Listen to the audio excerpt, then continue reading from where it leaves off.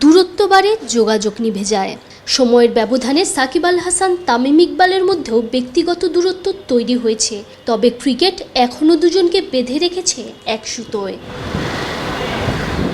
সাকিব তামিম আবারও খেলতে যাচ্ছেন একসাথে, তবে দেশের হয়ে নয়, আমেরিকান ন্যাশনাল লিগ ক্রিকেটে।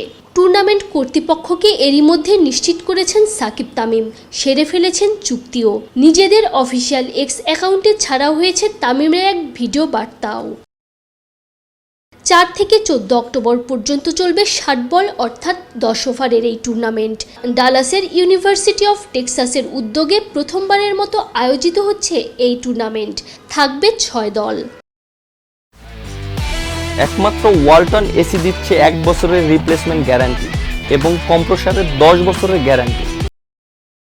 সাকিব আল হাসান, তামিম ইকবাল ছাড়াও Shahid Afridi, Mohammad Kaif, Sunil Narine, Dwayne Bravo, Mohammad Amir, Angelo Mathews, Imran Tahir, Mohammad নবীর মতো আরও অনেক তারকারাই অংশ নিচ্ছেন।